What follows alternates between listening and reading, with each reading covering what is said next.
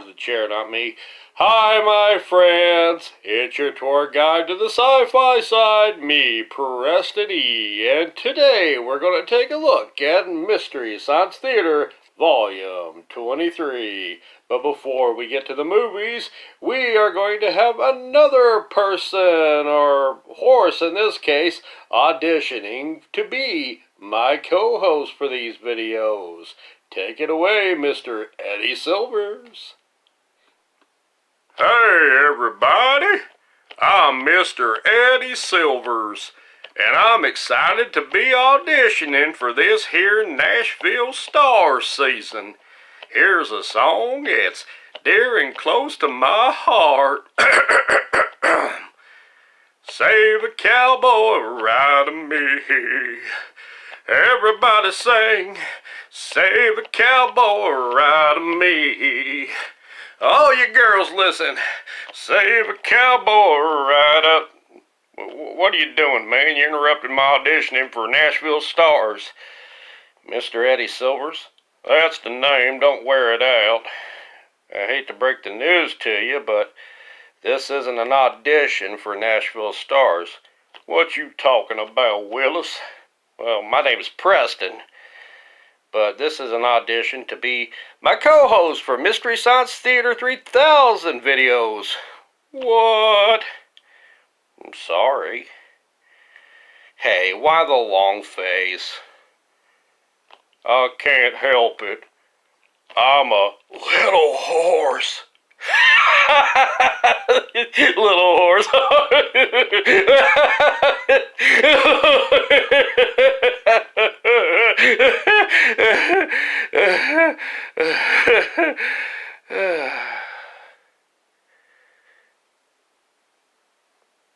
On to the movies. First up, we have King Dinosaur from Season 2. Before that, though, we get the Invention Exchange. Dr. F and Joe phone it in as Dr. F declares he's his own invention, the Pocket Scientist, and Joe accidentally creates the incredibly stinky sweat socks. It's a weapon that packs the punch of brass knucks and knockout gas, and can also be used as a slapjack for extra pocket change or marble lethalness. Before the movie, we get the short X marks the spot. Joe Dokes is a crappy driver who causes mayhem and murder wherever he drives. Joe is the reason horns and the middle finger was invented. Oh, this is scary. One day, Joe Dokes kills himself as he carelessly causes a traffic accident. He is sent to heaven to have his case pled before a judge. Here, his guardian angel pleads Joe's case before the judge about Joe's positive and negative driving behaviors. There are way more negatives than positives, though. Sorry, even a ghost has feelings. Well, I was so disgusted with his selfishness that I booted right in his front seat. Eventually, the angel tells the judge that Joe was careful in school zones after almost making an ankle biter his accidental hood ornament. After that, I never had any trouble with Joe around schools. He'd crawl by at a snail's pace. Nursing homes, though. Whoa, See you look out. Eventually, the judge frees the guardian angel from Joe's bad, crazy driving. The judge leaves it for us to decide Joe's fate. I say give him the chair.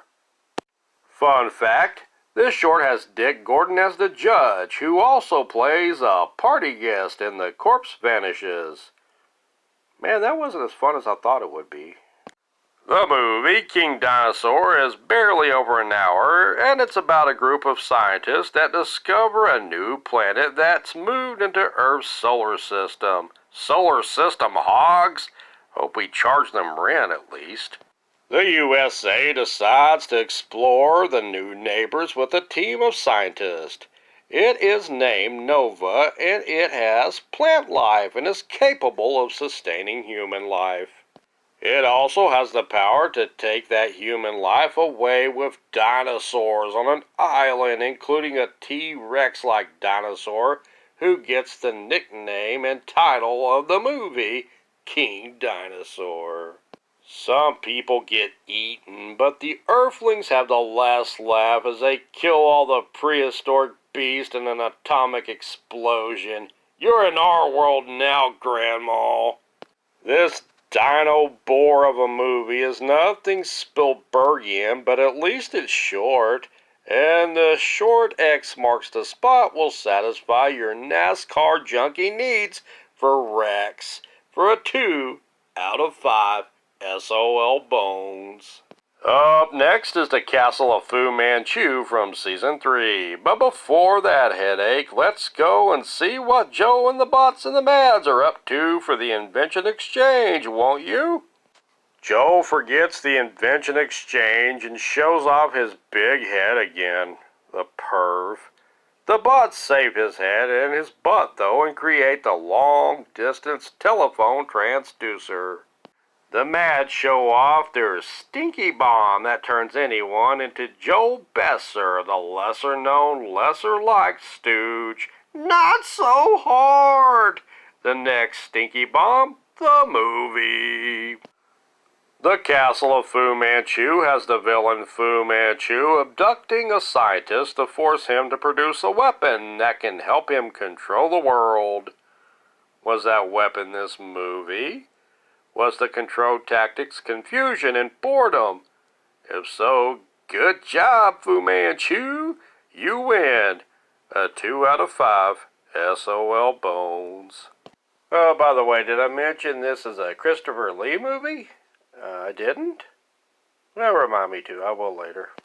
Up third is Codename Diamond Head from Season 6. Before the movie, we get a day at the fair with a short, yeah, it is a short, alright, a short called A Day at the Fair.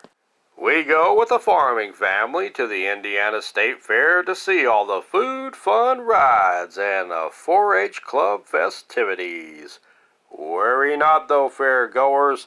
No pigs or spiders were harmed in the making of this short. At least that's what they want you to think. Fun fact, James Bill narrated this as well as the short truck farmer. Man, that's not fun either. On to the movie. In Codename Diamond Head, we get to go to beautiful Hawaii, where a government agent tries to stop a Master of Disguise villain from stealing top-secret info. Johnny Paul goes in disguise to try and stop a deadly gas that causes death upon contact. Taco Bell food? I was so disgusted with his selfishness that Why, I I almost deserted booted him right in in his the front seat. The substance is being created by Marines at the request of a Pentagon official. A double agent called Tree kills the executive and assumes his identity. Paul tries to stop Tree from selling the gas to a foreign country.